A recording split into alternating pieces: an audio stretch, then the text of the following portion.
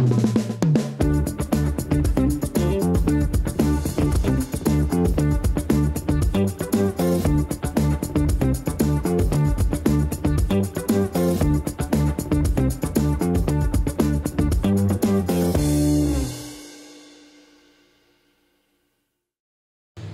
banget ya Gi ya? Iya. Aduh. Ini bisa ini Pak, pakai remote gitu ya Pak jalaninnya berarti ya? Elektroniknya nanti kita bisa pakai remote sama seperti ini ya. Ini bisa jalan, ini juga bisa naik turun ya. Ini bisa berputar. Oh ini kincir ya Pak? Kincir angin? Kincir ya. Oh. Kincir. Oke. Di sini ada banyak banget nih robot-robot nih kaos ini. Wah banyak sekali, kita punya ratusan Robot Pak. jenis robot, mulai dari yang paling kecil sampai yang besar. Dan ini Bapak yang buat nih Pak ya? Bukan saya Bapak buat. bersama tim? Ya, ada timnya, ada Dr. Insinyur Yohanes Kurnia lulusan Ukrida. Ukrida ya, dan juga STM-nya penabur. Nah, dialah yang luar menjadi biasa. partner saya di bidang usaha robotik ini. Waduh, memang ternyata alumni penabur itu hebat-hebat ya Gi ya. Iya. Dan salah satunya nih hadir bersama kita nih sekarang. Ini seperti yang teman-teman lihat, hari ini kita kedatangan siapa kawan sih? Pak Yahya. Pak Yahya ini salah satu alumni penabur Semak 1 ya? Betul. Meskipun lulusnya kalau nggak salah tahun 1982 ya Pak ya? Ya, Lulus di 1982 tapi sampai sekarang masih ingat sama penabur. Oh pasti Gi, namanya kalau udah sekali kenal sama penabur itu selalu terbawa Gi selama-lamanya. Iya, bener ya. Kayak terngiang-ngiang terus gitu. Bener, Aduh. terpatin dalam hatinya. Betul Oke, tanpa sekali. panjang lebar yuk kita kasih kesempatan untuk Pak Yahya memperkenalkan diri. yes. Terima kasih ya, Regi dan Osi. Saya Yahya Budianto Sunario atau panggilan saya Yahya. Saya lulusan Semak 1 penabur 1982, masih di pintu air. Oh, Ah, di iya, pintu Pak. air, oke. Jurusannya IPS ya. Lulusan 1982 yang tersesat di berbagai jenis industri dan akhirnya saya terdampar, salah satunya bisnis saya adalah di bidang robotika bersama partner saya yang juga lulusan penabur, STM penabur, Dr. Insinyur Yohanes Kurnia MSI. Beliau adalah salah seorang ahli robotika Indonesia. Dan di tempat ini, Sekolah Robotik Indonesia nih, yang bertempat di Fleet Village Mall. Dan juga bagian daripada PT Sari Teknologi Global sebagai holding company, di mana saya sebagai komisaris utama. Dan mengapa saya ingat sama penabur? Karena kita harus terus menabur, dan menabur. Gak pada lupa. Menabur berkat ya Pak pastinya. Iya, luar biasa. Waduh, luar Beri tepuk biasa. tangan dong Pak Yahya. Keren banget ya. Emang kalau orang ini udah hebat ya, auranya tuh beda. Betul. Benar. Lebih humble gitu ya, lebih mau berbagi berkat tadi Gi. Jadi nggak pelit ilmu gitu Ya, ya. benar. Dari tadi kita udah juga sharing-sharing ya sama Pak Yahya ini. Waduh, banyak sekali tips-tips yang sudah dibagikan. Tapi bicara tentang penabur dulu nih Pak, kan tadi Bapak masih inget terus sama penabur. Apa sih Pak pengalaman yang paling berharga selama Bapak sekolah di penabur? Pengalaman yang paling berharga saat saya sekolah di penabur adalah ketika saya SMA. Kelas 1 SMA saya sebenarnya sudah masuk waktu penjurusan ke IPA. Tapi kemudian saya merasakan bahwa saya kurang kuat nih. Semua pelajaran saya suka, kecuali ya nilainya. Nilainya kurang suka. Nilai kimia saya itu ya pemerataan, 5,5 merata. Wah, saya ngeri juga, jangan-jangan bisa nggak naik kelas. Jadi ketika dibuka kesempatan untuk pindah ke IPS, ada beberapa pindah dan salah satunya saya. Saya pindah ke IPS dan berubah cita-cita saya yang tadinya jadi arsitek menjadi ahli ekonomi atau menjadi pengusaha. Jadi belajar ekonomi. Nah, itulah pengalaman yang paling luar biasa. Tetapi tetap saja pada saat saya masuk IPS, nilai matematik saya lemah. Ternyata masalahnya bukan karena saya nggak bisa, saya kurang tekun. Begitu saya tekun di kelas 2, kelas 3, nilai aljabar saya itu bagus. Saya masih ingat guru saya itu Pak Wangsa, nggak pernah galak gitu. Jadi dia sampai cuma bilang, kamu tuh nilai segitu terus, ya, merah terus, bahkan pernah dapat angka 2. Sampai akhirnya dari 9, bahkan saya sampai bisa terima di perintis. Bahkan saya waktu kuliah, saya sempat jadi asisten dosen untuk ngajar aljabar. Keren. Aljabar waktu itu ya, dan Bener.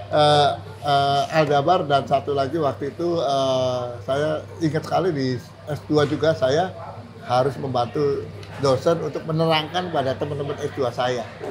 Nah, itu pengalaman yang sangat buat saya berkesan sekali. Tapi dasarnya, fundamentalnya di mana?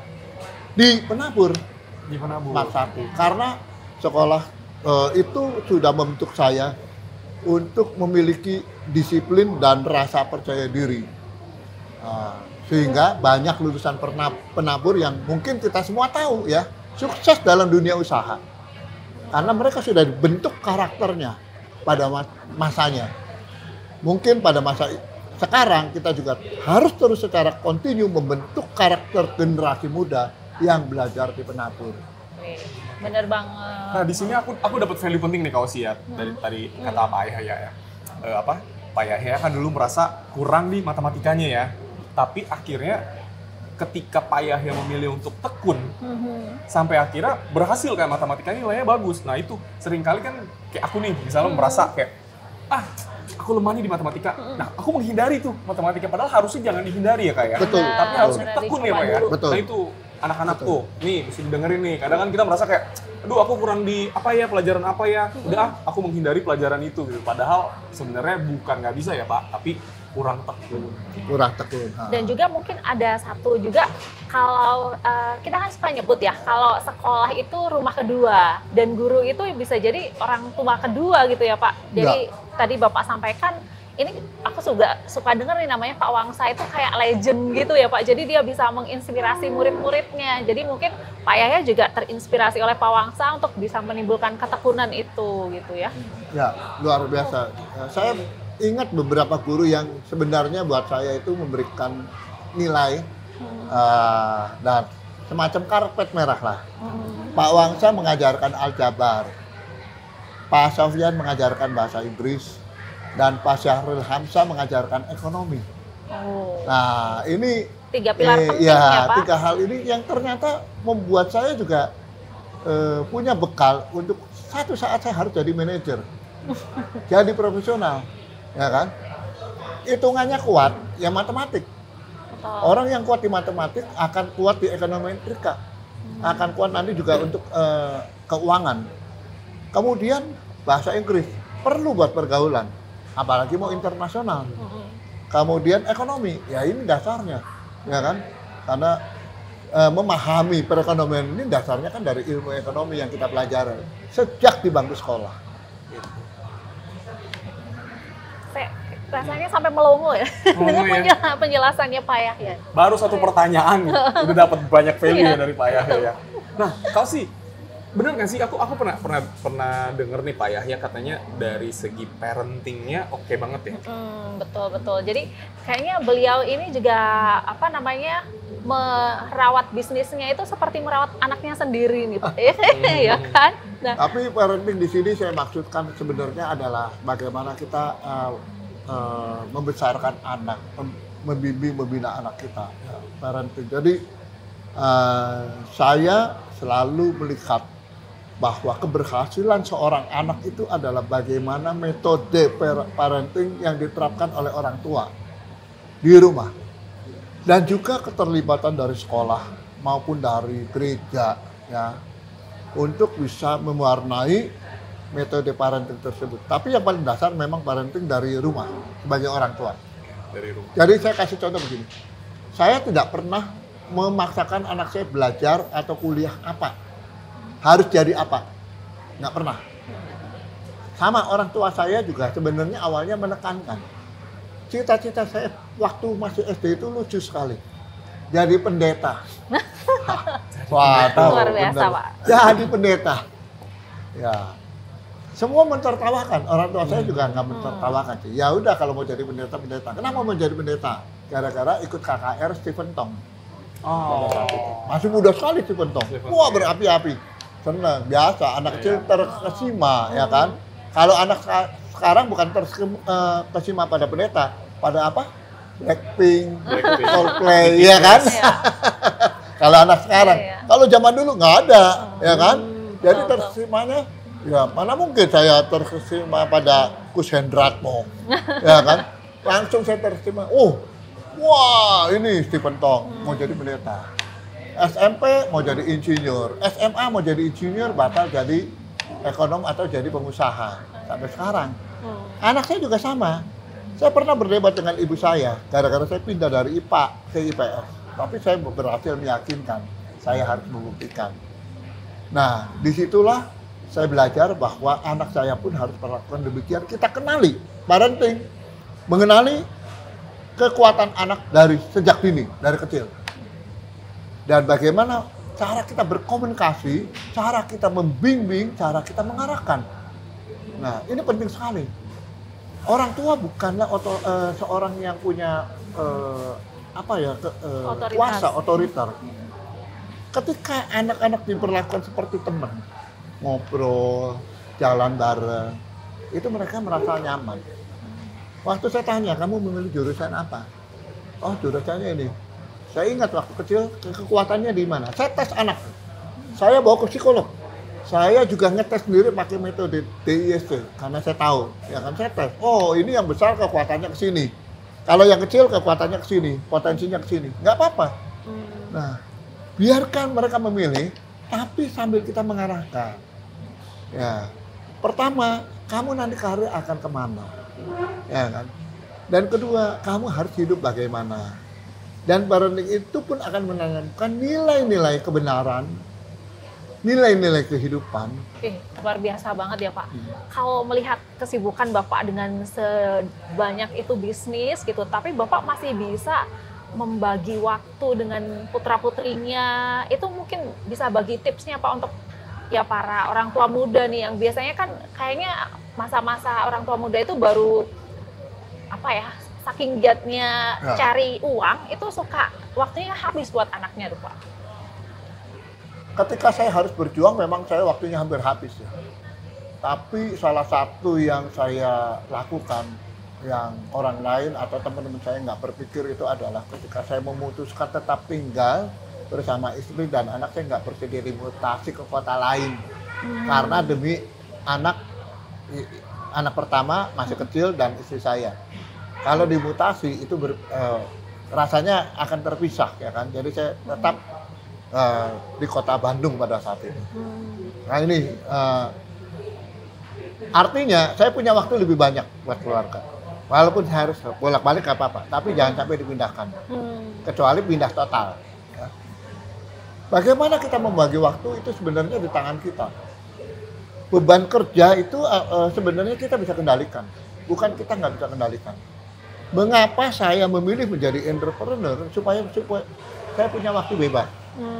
Tapi kita bisa menjadi wirausaha, entrepreneur kalau kita sudah berhasil dalam profesional. Atau kita punya modal. Jadi jangan belum apa-apa sudah gagah pengen wirausaha, ya kan? Modal belum kuat, pengalaman belum kuat, langsung wirausaha, jebol. Nah, saya berusaha setelah saya kuat, saya mampu, posisi saya sudah puncak, sudah punya tabungan, saya keluar. Usia saya 32 tahun. Sudah level direksi. Saya wirausaha sana. Dan ingat, wirausaha itu memang adalah orang yang berani ngambil risiko. Tapi keputusan itu saya ambil, pertama tujuannya freedom of time. Waktunya lebih bebas dengan keluarga sekalipun. Kedua, saya punya cita-cita yang akan lebih besar lagi daripada sekedar tugas dari perusahaan. Okay? Nah, sesuai dengan berjalannya waktu, saya harus membagi waktu itu bukan hanya untuk keluarga. Anak-anak sudah besar. Jadi, kapan waktu saya berdiskusi dengan anak-anak melalui WhatsApp setiap saat. Ya kan? Walaupun selisih waktu 12-13 jam. Setiap saat bisa. Video call kita janjian hari apa? Weekend. Misalnya, ya. Waktu buat istri, waktu buat pelayanan, saya juga masih ada. Di Full Gospel saya cukup aktif. Nah, kemudian waktu saya untuk membagi dengan perusahaan masing-masing. Waktu saya untuk coaching, melakukan coaching, pembinaan kepada UMKM. Free, itu juga ada waktunya. Dan waktu saya untuk leisure sendiri juga ada. Jadi time management itu penting sekali kalau kita sudah mulai sukses. Itu kuncinya time management. Dan orang yang mau sukses itu harus bisa time management sejak awal. Kalau nggak akan burn out, kebakaran Betul, jenggot, Iya. beban dikejar, wah kayak dikejar-kejar sesuatu. Nggak ada yang beres sama sekali. Nah, saya rasa banyak orang-orang di penabur itu yang sukses dengan time managementnya. Pak Yahya Setiatmaja, TCA. Pak Sing, mungkin Pak siapa lah, Pak Indra Gunawan kalau nggak salah itu juga dari penabur. Banyak sekali lulusan BPK penabur yang sukses. Dan mereka sukses karena time management. Bukan karena hanya mereka pinter. Ya, bukan mereka hebat, tapi mereka pintar mengelola time management mereka. Jadi keluarganya ada life balance antara keluarga, pekerjaan, karir, dan pelayanan semua berimbang. Balance Benar kalau sih. sekali ya. Kuncinya Benar-benar. time management. Iya, betul-betul. Nggak cuma sekedar pintar secara ilmu ya Pak ya, tapi bagaimana bisa secara manajerial termasuk waktu juga. Luar biasa sekali. Kalau tadi dari keluarga, dari orang tua, nah aku pengen tahu nih Pak, bagaimana pendapat Bapak mengenai peran sekolah dalam membentuk karakter anak? Wah, peran sekolah. Iya. Tadi udah ngomong, sekolah itu rumah kedua. Rumah kedua. Jadi peran sekolah itu besar sekali. Di sekolah itu ada apa? Guru dan guru BP. Guru BP. Guru kelas, guru BP. Guru, ya kan? Iya, iya. Ada lagi bimbingan penyuluhan, betul toh? Iya, bimbingan konseling kalau sekarang Pak. Saya melihat yang paling penting, yang paling besar peranannya sebenarnya guru wali kelas. Guru wali kelas. Oh, oke. Ada guru wali kelas saya waktu SMA yang tidak pernah saya lupakan dan jasanya besar. Dia mengajarkan tata buku Tata buku. dan hitung dagang. Pak almarhum Sayuti Gunawan. Nah, sudah almarhum. Iya. Sampai sudah usia lanjut dia masih mengajar dan sempat jadi wali kelas saya. Dan dia juga sempat menegur saya. Kamu boleh aktif apa segala macam, kamu apa? Kamu mau jadi apa? Ngomong begitu. Kamu mau jadi apa? Itu kelas 3. Saya masih ingat sekali kelas 3 itu. Tahun-tahun terakhir.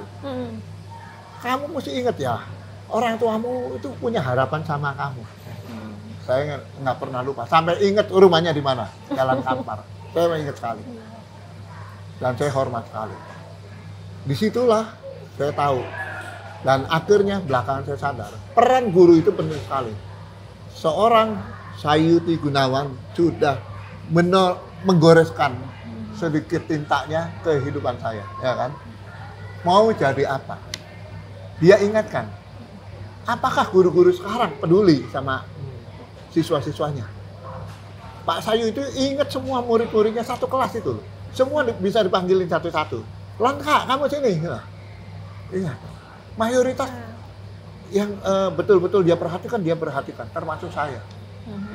Jadi akhirnya saya tahu bahwa peran sekolah itu besar. Kalau Anda bertanya, bagaimana peran sekolah itu sangat besar sekali. Tapi kurang lebih begitu. Peran sekolah itu untuk anak-anak itu sangat besar sekali. Dan itu adalah a part of outside parenting. Oke, part of outside parenting. Ya, outside parent. Karena kalau misalnya mereka menemukan guru yang tepat, dia akan menganggap guru itu, wali kelasnya itu seperti orang tua kedua. Nah, Sama saya. Itu Pak Sayuti itu mengenal orang tua saya loh. Terutama mami saya. Sampai tanya, dia bisa datang ketemu sama Pak Sayuti atau Pak Sayuti bertanya, Ibu anaknya gimana? Yahya gimana? Pak, aku pengen tahu dong Pak. Ini kan Bapak kan kegiatannya banyak nih Pak. Ya, belum lagi kan menangani perusahaan ini itu gitu ya. Aku pengen tahu dong Pak, kesibukan Bapak sehari-hari ngapain aja sih Pak? Kesibukan sehari-hari jangan-jangan pengacara ya, pengangguran banyak acara kayak begini, Bang. Siapa tahu kan kita juga bisa ikut nih, Iya. terinspirasi. Betul. Mungkin ya saya hidup di 2 kota. Di dua Sebenarnya kota. 3 kota. 2 kota Oke. begini. Saya di Bandung ada bisnis perawatan kulit. Produk perawatan kulit untuk dokter, klinik-klinik, atau juga untuk para selebgram online shop yang mau maklun, mau OEM, bisa bikin. Kita punya formulanya semua. Nanti tinggal bikin merek sendiri. Kemudian saya di sana juga sebagai komisaris perusahaan beton, precast, bikin yang pancang, bikin apa semua. Saya juga sebagai komisaris sana untuk saat ini. Nah, di Jakarta saya juga aktif untuk Ya, salah satunya di perusahaan Sari Teknologi Global. Ya, membawahi robotik ini ya. Sebagai komisaris utama, kemudian saya juga sebagai komisaris di Oxiten Internasional Indonesia, itu perusahaan yang memproduksi solution cairan untuk menurunkan emisi karbon kendaraan yang berbahan bakar fosil, termasuk untuk kapal, genset, kendaraan bermotor. Nah ini dari Inggris yang membangun pabriknya, nanti rencana di Indonesia untuk pasar seluruh ASEAN. Nah, bersyukur bahwa saya diminta oleh mereka untuk menjadi komisaris di sana karena saya mendampingi berdirinya perusahaan ini dan pengembangan pasarnya. Dan terakhir bulan lalu kita ke Singapura juga untuk bertemu dengan Temasek di Singapura. Selain itu saya masih ada sedikit keterlibatan di Surabaya untuk pabrik yang farmasi tradisional, herbal, produksi roll-on, balsam dan sebagainya. Ya. Dan juga yang terakhir kita persiapan mungkin bulan Agustus akan launching adalah restoran makanan sehat. Makanan sehat. Nah itu secara bisnis. Kalau secara organisasi saya aktif di Apindo, di Kadin, di Perhimpunan Indonesia Tionghoa, di Paguyuban Sosial Marga Tionghoa Indonesia, di Full Gospel Businessman Fellowship Internasional Indonesia, dan saya sendiri membangun komunitas pengusaha CEO Business Forum Indonesia. Saya dirikan bersama Tanto Wiyakia sama Chandra Darusman. Anggotanya itu ratusan pengusaha, duta besar, konjen, atase di Indonesia di luar negeri. Sehingga kita bisa membangun network. Makanya network ini penting sekali nih ya. Saya bisa membawa UMKM untuk promosi ke luar negeri, ya kan? Atau membantu yang lain untuk terjadi kolaborasi bisnis Indonesia dengan mana, Singapura, Indonesia dengan China, atau Indonesia dengan Australia. Ya, pada saat ini kan Pak Jokowi juga sedang ke Australia. Anggota saya ada di sana juga untuk melakukan ikut transaksi bisnis. Nah, itulah kegiatan saya sehari-hari. Plus pelayanan masih ada lah. Pelayanan pun masih Masih Pak. ada. Kak Osi, ini ya apa sih yang dirambah sama Iya, betul, Pak Yahya betul, ya? Bu. Dari tadi teknologi udah dirambah, Betul. apa namanya tadi skincare, Iya. bahkan kulineran tadi Betul, Pak ya. betul sekali. Makanan Makanan sehat, networking dan lain-lain, bahkan komunitas-komunitas. Nah, yang terakhir satu lagi adalah distribusi bahan bangunan. Distribusi bahan bangunan Nah, juga. kita ada superstore biasa. bahan bangunan sama perusahaan distribusi bahan bangunan yang bergerak untuk seluruh Jakarta, Jawa Barat, dan kita mempersiapkan untuk seluruh Indonesia. Kita OEM satu produk dari luar negeri ataupun dari pabrik lokal dengan merek kita, dan kita kembangkan pasar di Indonesia dan lumayan mulai bertumbuh. Ini nih, karena kan baru ngobrolin bisnis yang sebanyak ini yang sampai kita kalau ngelis kayaknya pegel tangannya ya. Nah, Pijit dulu. iya, pijit dulu Pak. Nah, ini Pak, kebetulan BPK Penabur Jakarta ini kan memang juga punya enrichment entrepreneur Pak di sekolah-sekolah, mulai dari TK bahkan. Oh, bagus. Nah, ini minta dong Pak tips-tipsnya untuk siswa-siswa penabur yang memang dari sekarang nih sudah punya keinginan untuk bikin bisnis sendiri. Nah, ini menarik sekali nih. Saya disuruh memberi tips untuk menjadi wirausahawan, ya kan?